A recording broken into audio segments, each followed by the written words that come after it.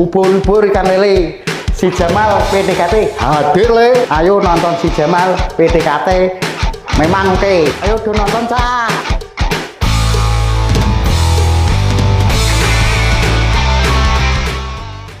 Assalamualaikum warahmatullahi wabarakatuh. Sahabat sehat semua. Salam. Salam Germas. Sehat, bugar, produktif. Ya. Hai sobat sehat semua. Alhamdulillah kita pada hari ini bisa bertemu di podcast Dinas Kesehatan Kabupaten Blora dalam acara Bintek, bincang tentang kesehatan. Ya, di sini saya Siti Umarah SKM selaku petugas promosi kesehatan di Puskesmas Banjarjo, dan saya di sini tidak sendiri, ditemani oleh Dr. Chandra. Assalamualaikum. Di sini kita akan berbincang-bincang tentang sesuatu yang sangat menarik ini ya dok ya. Di era digital ini kita akan berbincang-bincang tentang kesehatan mental di era digital. Menarik sekali ini. Ya mungkin sebelum kita berbincang-bincang lebih dalam lagi, saya akan membacakan sedikit profil tentang beliau ini. Luar biasa. Ya, ini nama lengkap adalah Dr. Muhammad Chandra Utama. Beliau merupakan dokter umum di Puskesmas Banjarjo dan merupakan alumni FK Undip tahun 2014, dan pengalaman beliau juga sangat banyak sekali ini ya. Ini pekerjaan dulu pernah sebagai dokter umum di RSUD Dr. Sutijono Blora, dokter umum RSPKU Muhammadiyah Blora, kemudian dokter umum klinik darurat COVID Bakti Padma, serta advisor PT GMM Todanan Blora, serta TKHK juga ya dok ya pada tahun 2023. Dan ini prestasinya juga sangat luar biasa ini. Beliau ini juga juara 1 dokter teladan pada tahun 2024, ini luar biasa. Serta juara 3 Krenova tentang Pandapa Jiwa atau pendampingan pasien jiwa di Puskesmas Banjarjo ya dok ya. Ini juga beliau ini hobinya juga sangat sehat ini. Ini nge-gym dan traveling ini, makanya kelihatan sangat bugar sekali ya. Ya, lihat profil beliau ini sangat kredibel sekali dengan tema kita tentang kesehatan mental di era digital. Sangat menarik ya dok ya. Karena beliau ini kebetulan juga sebagai programmer kesehatan jiwa di Puskesmas Banjarjo. Sebelumnya gimana dok kabarnya? Alhamdulillah sehat. Gimana Mbak Om? Alhamdulillah sehat juga. Ya mungkin sebelum membahas lebih jauh tentang gangguan jiwanya nih dok, mungkin bisa disampaikan untuk mental sendiri itu maksudnya apa sih dok? Ya. Assalamualaikum warahmatullahi wabarakatuh. Sebelum kita membicarakan topik yang ini sedang sebenarnya tren di masa kini, karena di era hidup kita yang digital yang serba canggih, kita dihadapkan dengan fenomena yang mungkin antara yang ditampilkan di media dengan yang sebenarnya terjadi itu kadang itu bertolak belakang. Nah, kalau menurut WHO, mental health atau kesehatan jiwa adalah di mana kondisi sejahtera, di mana seseorang itu mampu untuk mengenal potensi dirinya, kemudian mampu untuk mengatasi tekanan-tekanan, kemudian mampu bekerja secara produktif dan berkontribusi dengan lingkungannya atau instansi dia bekerja. Terus untuk istilah jiwa dan mental itu sebenarnya sama. Kalau jiwa itu kan bahasa Indonesianya, kalau mental itu kan bahasa asing, tapi pada intinya adalah sama. Di mana yang dimaksud jiwa adalah keserasian antara pikiran dan perasaan, itu adalah saling berhubungan. Jadi antara pikiran dan perasaan itu harus sinkron. Jadi di mana kalau pada fungsinya antara pikiran dan perasaan itu adalah di mana berfungsi secara pada umumnya. Kalau pikiran kan untuk berpikir, sedangkan perasaan itu adalah merasa nyaman, merasa puas akan aktivitas atau pencapaian yang dicapaikannya. Jadi harus ada sinkron antara keduanya itu harus sinkron. Di mana dia harus mampu untuk beradaptasi dengan tekanan di lingkungan sekitar, di lingkungan kerja, kalau anak sekolah, mahasiswa mungkin tuntutan akademik dan lain sebagainya. Iya, berarti kesehatan mental itu sama pentingnya juga dengan kesehatan fisik ya dok ya. Nah, mungkin kalau untuk tanda-tandanya muncul kesehatan jiwa yang agak mungkin terganggu sedikit, itu tanda-tandanya seperti apa sih dok? Muncul orang bertanya, kalau orang stres itu normal nggak sih? Atau dia cemas itu normal apa enggak? Nah, kalau dia cuma baru stres atau cemas dalam arti dia tidak bisa mencapai sesuatu target atau mungkin dikasih beban kerja nggak target, orang cemas itu normal. Karena itu kalau nggak cemas ketika kita tidak target atau tidak mencapai sesuatu yang harus dicapai, itu kalau cemas itu normal. Karena perasaan antara capaian dengan yang dicapai, target dengan yang dicapai itu tidak tercapai, itu cemas. Cuman kalau dia sudah mengarah ke gangguan perilaku, gangguan pola pikir, contoh kayak sampai mengganggu dia gangguan tidur, susah tidur, ya kan paling bagus kan tidur 7 jam per hari. Kalau misalkan dia kurang, otomatis ketika dia bangun itu merasa badannya tidak enak. Jadi tidur yang berkualitas itu akan mempengaruhi kondisi fisik seseorang. Kemudian merasa aktivitasnya berkurang atau mungkin suka menyendiri, suka melamun seperti itu. Ini tanda-tandanya ini kayak. Ya, mungkin ini sedikit hairy ya. Mungkin kalau kita kan kaum pekerja mungkin ya. Kita termasuk generasi yang milenial, termasuk sama Gen Z. Jadi menurut penelitian saya yang baca itu kita antara usia 24 tahun sampai 40 itu adalah generasi sandwich. Dimana tahu kan sandwich itu kan ada roti, di bawah roti di tengahnya kan ada daging lain, sayuran sebagainya. Kita adalah posisi generasi sandwich di mana kita masih punya orang tua, kita juga punya anak. Jadi kita itu dua pikiran, dua tanggungan. Apalagi kalau nyon sewu, mungkin ada orang tua yang kondisi sakit, kita harus merawat orang tua. Terus kemudian kita masih punya tanggungan anak yang mungkin masih membutuhkan perhatian kita. Jadi kita dua generasi yang kita. Nah, ini generasi sandwich, generasi kita yang sebenarnya rentan akan kondisi emosional kejiwaannya akan lebih resiko tinggi. Iya. Ini juga ada informasi yang di masyarakat itu nganggep kalau misalnya orang yang dengan gangguan jiwa itu kok susah sakit atau tidak mudah sakit ya, Dok? Itu benar nggak sih, Dok, sebenarnya? Kalau secara yang kita real ya, karena data untuk orang sakit jiwa, maksudnya orang yang mengidap jiwa terus datang berobat, itu kan tidak terekod ya. Mungkin kalau di data, mungkin kalau sakit berobat kan kecatat. Cuman masalahnya kan itu enggak kecatat. Bisa jadi juga sakit, bisa jadi enggak. Cuman kita kembali ke kesehatan mental. Artinya apa? Ini analisis saja ya. Kalau orang jiwa itu enggak kena sakit. Bahkan dulu ketika COVID, bahkan tidak ada orang jiwa yang sakit ya. Ya karena sakit itu adalah fenomena ketika dia terinfeksi, kemudian berkembang di dalam tubuh, terus kemudian sistem imun turun, akhirnya berkembanglah menjadi sakit. Cuman karena orang jiwa kan mungkin dikira apa sih, dia tidak mengenal rasa cemas karena sudah gangguan ya. Mungkin mau kena sakit apa, COVID atau infeksi virus yang lain atau sakit apa, dia sudah tidak mikir. Dan mungkin juga tidak terdata kalau dia sakit. Betul. Iya, benar. Mungkin kalau tentang digital itu Indonesia kan sudah era digital banget ini, Dok. Mungkin bisa digambarkan untuk kondisi kesehatan jiwa di Indonesia sendiri itu seperti apa sih? Ini tadi yang kita bahas di awal tadi ya, kalau media ini kan mungkin antara realita dan kenyataan itu kan yang diupload itu kadang nggak sama ya. Inilah fenomena yang memang mungkin jadi harus kita pikirkan, karena di media sosial itu kan yang ditampilkan yang indah-indah ya, belum tentu pada kenyataan seperti itu. Akhirnya ada memicu orang untuk istilah FOMO. Nah, ini lagi FOMO apa? Fear of missing out. Artinya apa? Takut ketinggalan tren. Bahkan pernah kasus yang saya temui itu, apalagi di era sekarang itu orang yang ikut tren. Misalkan kayak ini lagi marak-maraknya lomba lari nih, fun run itu kan. Fun run lagi rame-ramenya ya, Dok. Kalau misalkan ada yang tuh memakai aplikasi tertentu untuk menunjukkan pencapaian, padahal sebenarnya dia sendiri tidak melakukan. Oh gitu, di foto aja.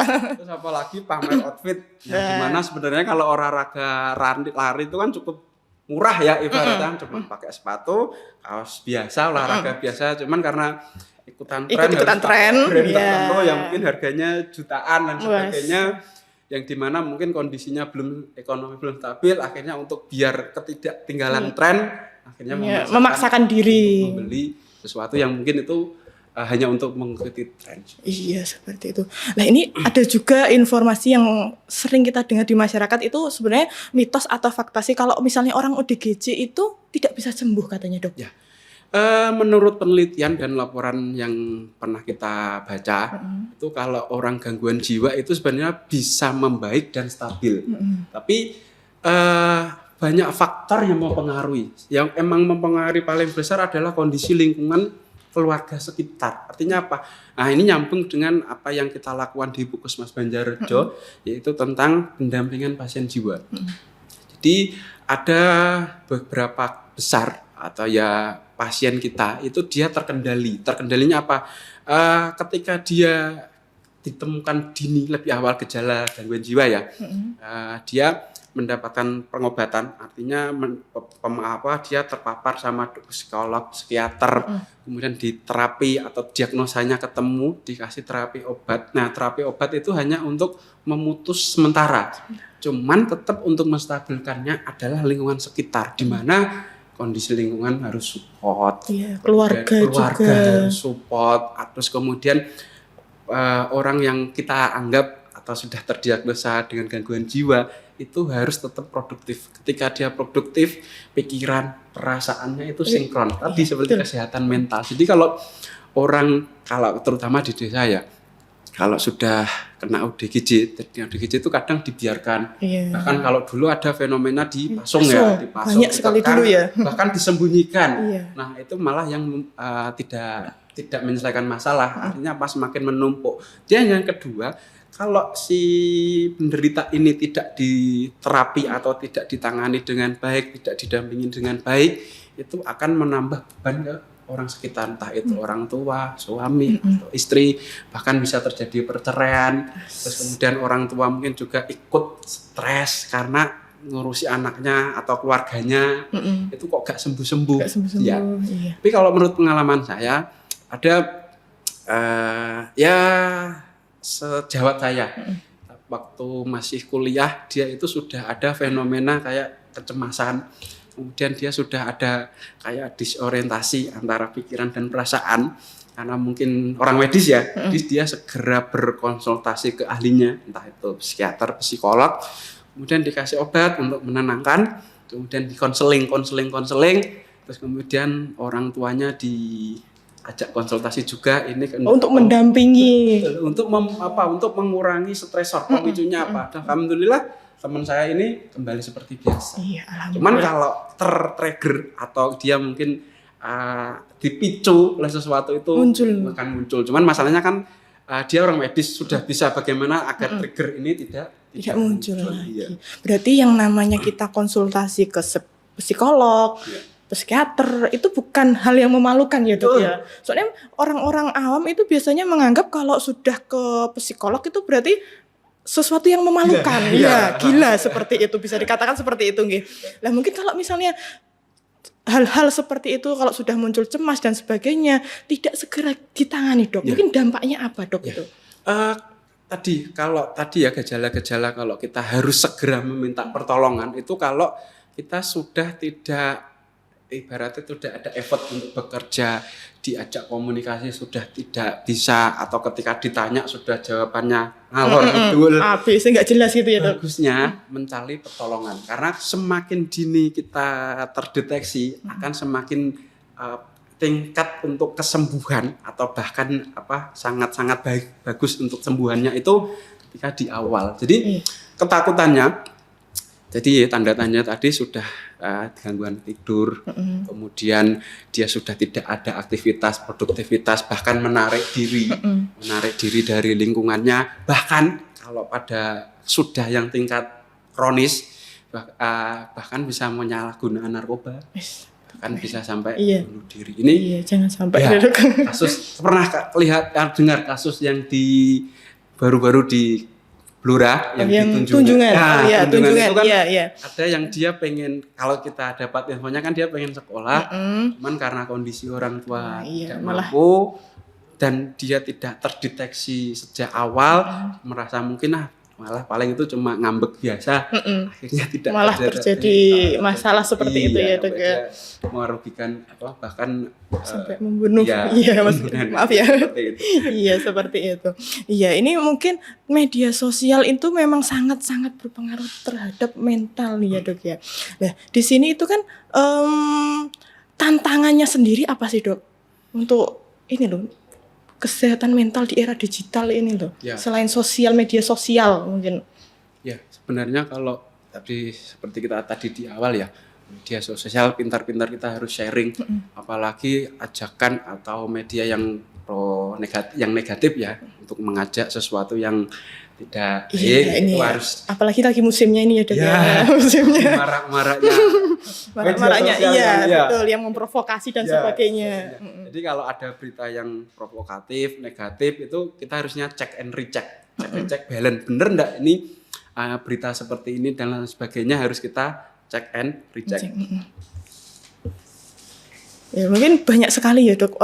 Selain media sosial, kita juga pernah dengar kayak istilah mindful untuk mengatasi kondisi mental yang mungkin sudah ada tanda-tanda tadi, mungkin agak stres, susah tidur, seperti itu. Mindful itu sendiri itu apa sih, Dok? Ya, kalau dari istilah mindful artinya kan hadir penuh waktu. Nah, ini sebenarnya gampang.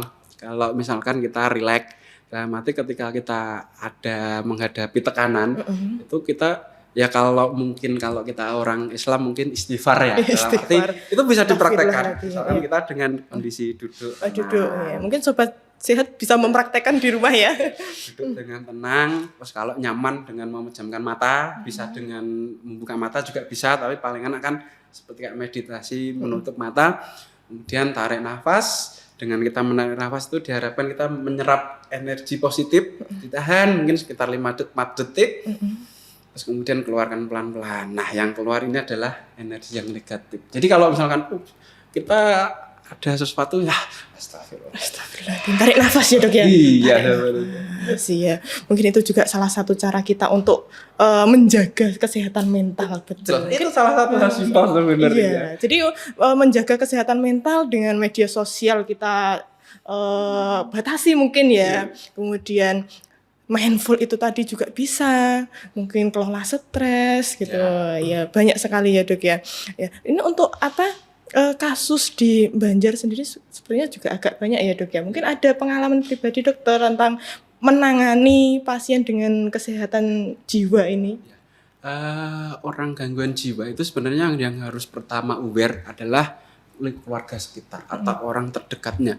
Kalau misalkan ada sesuatu tanda atau teman kita lah katakanlah atau keluarga kita kalau sudah ada tanda-tanda penyimpangan dan sebagainya, kita sebagai kalau si penderitanya ini paham tentang kondisi tadi ya, tentang kesehatan mental, mengetahui atau menguasai potensi diri.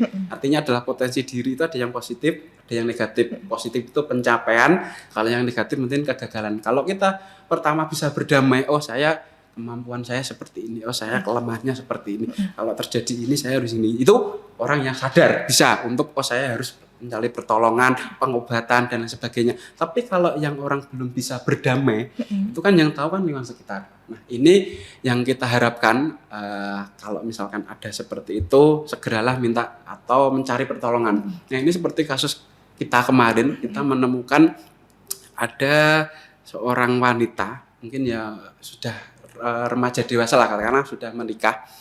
Itu kebetulan kita kemarin waktu kunjungan itu ada posyandu di salah satu di Banjar, Kecamatan Banjarrejo itu dia sudah lama sekitar 2 minggu itu menyendiri di rumah. Nah, sama keluarganya itu dianggap ya sakit biasa karena keluhannya kan sakit fisik saja. Sakit lambung yang dia sudah berobat ke sana kemari bahkan ke dokter spesialis itu tetap tidak ada perubahan. Terus akhirnya kebetulan kita pas posyandu orang tuanya tuh, Pak, anak saya sakit ini nggak sembuh. Akhirnya kita datangi ke rumah, kita tanya-tanya, anaknya itu ketika datang itu sudah menyendiri. Wah, ini kayaknya sudah mengarah nih.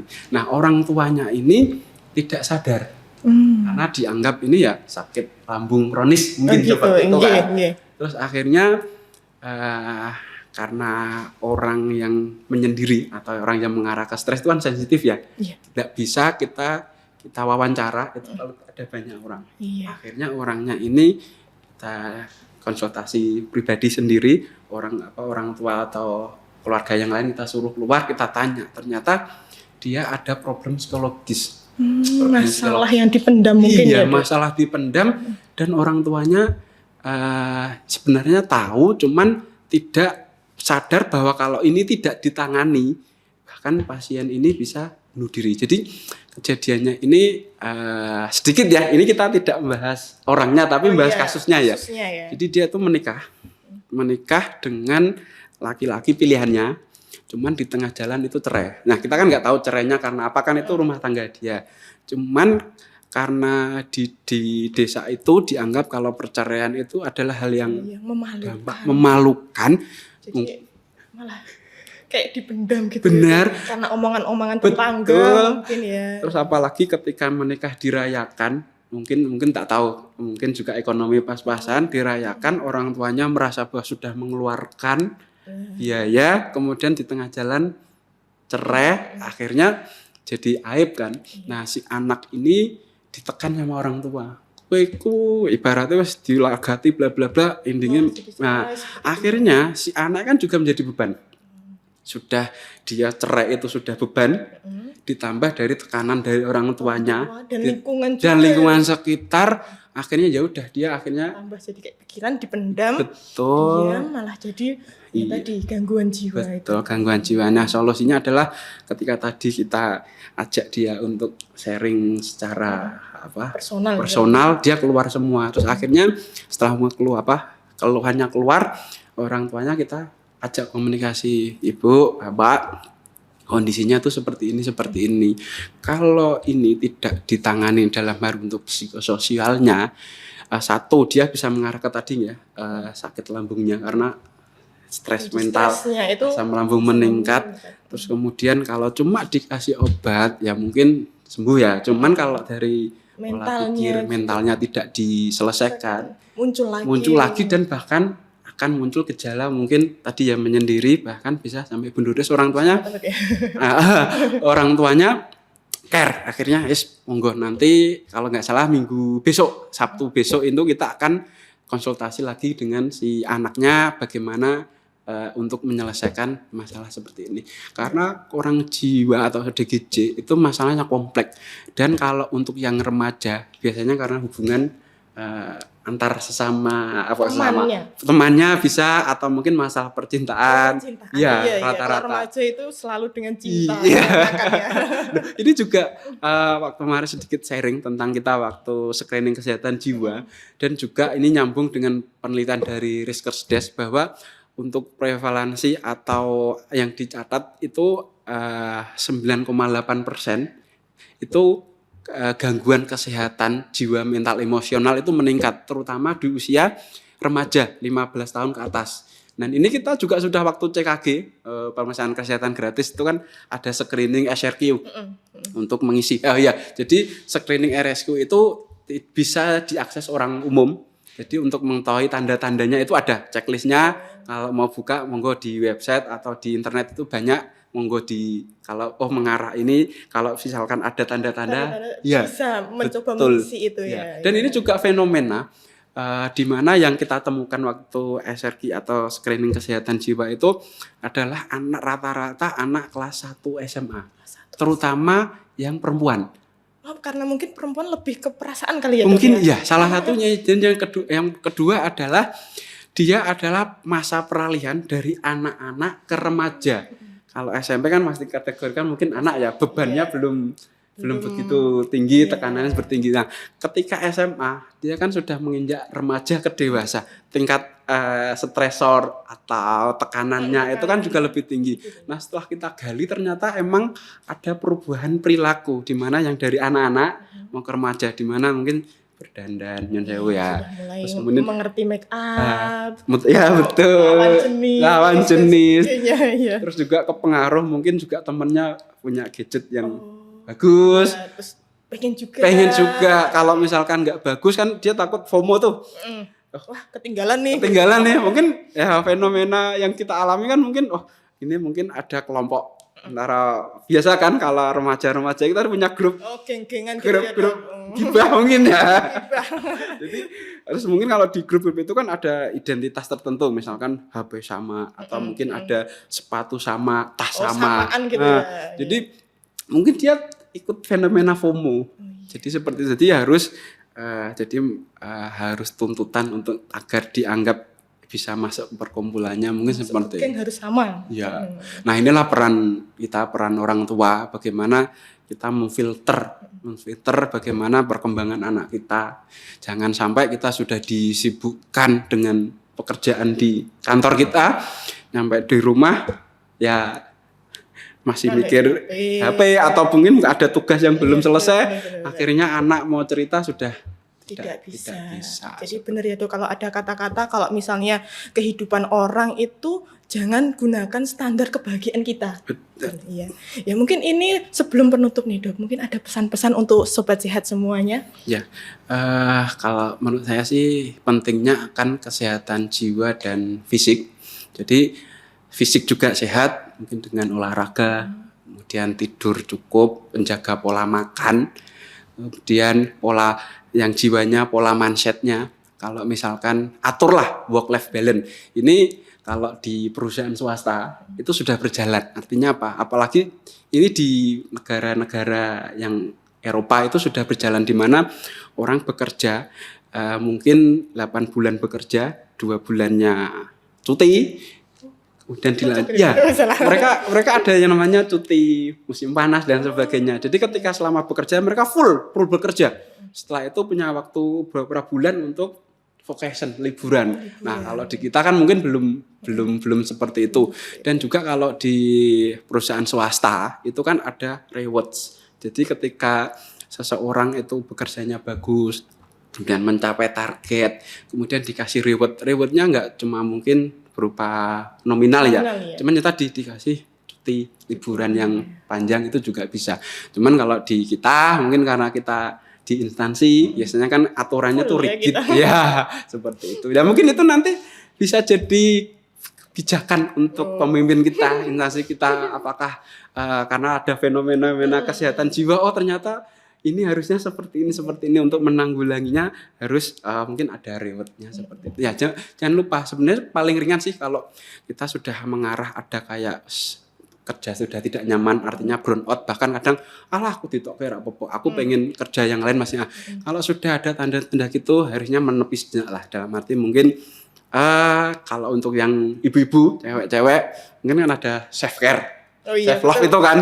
Mungkin kalau cewek yang suka perawatan diri mungkin ke salon. Paling berapa sih habis ya ratusan ribu lah kalau ini. Kemudian tapi di sana kan dia bisa relax, bahkan bisa bercanda dengan teman-temannya. Terus kalau untuk bapak-bapak ringan paling di warung kopi, ngobrol fenomena terkini. Terus kemudian bahkan kalau ada teman ngobrol, sharing aja tentang sharing juga ya. Jadi kesehatan mental itu kita juga harus meluangkan waktu untuk diri kita sendiri ya Dok ya. Syukur-syukur bisa dengan keluarga, diajak liburan kemana. Komunikasi dengan keluarga itu juga sangat penting juga ya Dok ya. Jadi jangan ada ya liburan itu nggak harus mahal. Dalam arti ketika kita sudah melepaskan penat di lingkungan kantor, nyampe rumah kita healing lah, katakanlah di hari Minggu pergi luar kota, atau cukup mungkin makan di mana, atau mungkin menginap di mana, atau berkunjung ke saudara, itu juga salah satu untuk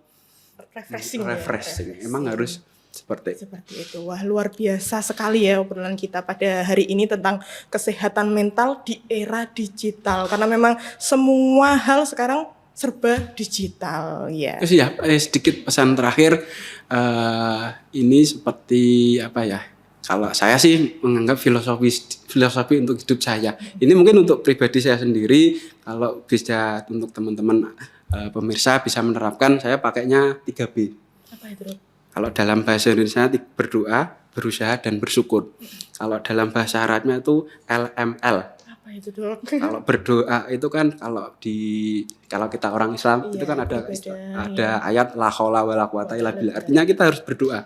Apapun sesuatu yang terjadi diri kita, kegagalan kita, pencapaian kita. La haula wala quwata illa billah. Artinya apa? Ya sudah dipasrahkan kepada Yang Maha Kuasa. Artinya tetap terus berusaha, tetap berdoa, yang kemudian berusaha. Ada istilah Arab kan manjada wajada.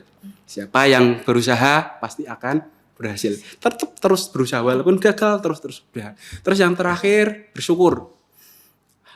Di mana dalam istilah bahasa Arab kan ada itu, kalau kamu bersyukur kepadaku, aku akan terus menambahkan nikmatku kepadamu. Jadi tetap balance lah dan terus berdoa, berusaha dan bersyukur. Apapun yang kita hadapi, kita kembalikan ke Yang Kuasa. Allah Subhanahu wa taala. Iya, luar biasa sekali obrolan kita hari ini ya.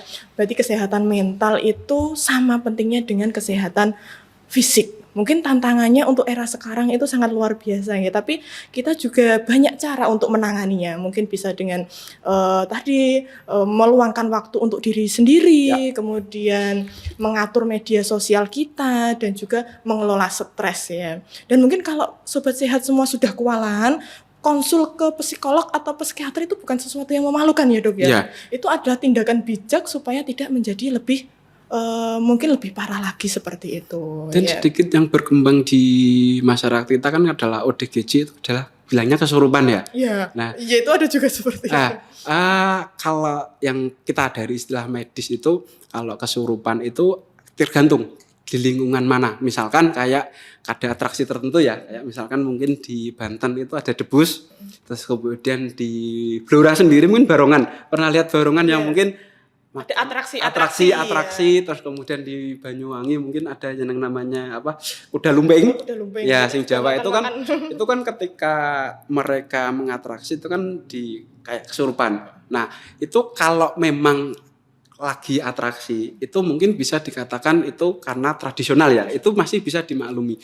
Cuman kalau misalkan ada yang di rumah tidak kondisi sedang adat atau ada perayaan apa, kalau misalkan di rumah kok kesurupan itu sebenarnya adalah, kalau di istilah medis itu adalah fenomena kesurupan, dalam arti dia kehilangan atau sebagian atau keseluruhan akan jati dirinya, pemikirannya, gerak tubuhnya, bahkan suaranya itu bisa berubah. Itu ada dalam ini. Nah, tapi untuk memspesifikkan bahwa ini adalah karena tadi ya ada karena kegiatan budaya atau mungkin ini yang perlu kita telaah dalam arti kalau misalkan di keluarga tadi atau di desa tadi masih percaya misalkan mau di ruqyah, itu kan dalam Islam juga ada dibenarkan benar.